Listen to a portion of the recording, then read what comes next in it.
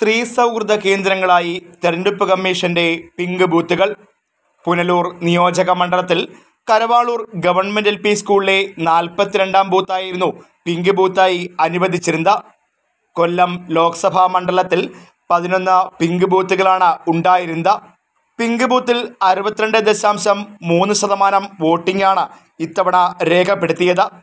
കൈക്കുഞ്ഞുങ്ങളുമായി വരുന്ന അമ്മമാർക്ക് വേണ്ടിയുള്ള സൗകര്യങ്ങൾ മുതൽ പൂർണ്ണമായും ഹരിത സൗഹൃദമായാണ് പിങ്ക് ബൂത്തുകൾ സജ്ജമാക്കിയിരുന്നത്.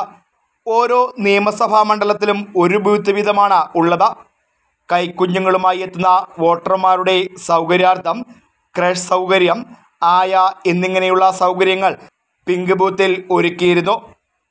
പിങ്ക് ബൂത്ത് എന്ന് പേരിട്ടിരിക്കുന്ന ബൂത്തുകളിൽ പ്രിസൈഡിംഗ് ഓഫീസർ, ബൂത്ത് ലെവൽ ഓഫീസർമാർ, പോളിംഗ് ഉദ്യോഗസ്ഥർ, സുരക്ഷാ ഉദ്യോഗസ്ഥർ എന്നിവരുൾപ്പെടെ വനിതാ ഉദ്യോഗസ്ഥർ മാത്രമേ ഉണ്ടായിരുന്നുള്ളൂ.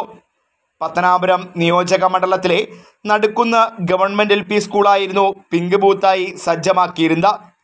എല്ലാ വിഭാഗം ആളുകൾക്കും ഈ ബൂത്തുകളിൽ വോട്ട് ചെയ്യാനായി സൗകര്യങ്ങൾ ഉണ്ടായിരുന്നുവെങ്കിലും കൂടുതൽ സ്ത്രീ സൗഹൃദവും ജനസൗഹൃദവുമായിരുന്നു പിങ്ക് ബൂത്തുകൾ. പരീക്ഷണാടിസ്ഥാനത്തിലാണ് കഴിഞ്ഞ തവണ മുതൽ പിങ്ക് ബൂത്തുകൾ പോളിംഗ് സ്റ്റേഷനിൽ സജ്ജമാക്കി തുടങ്ങിയത്. Fox TV news bureau, Punalur.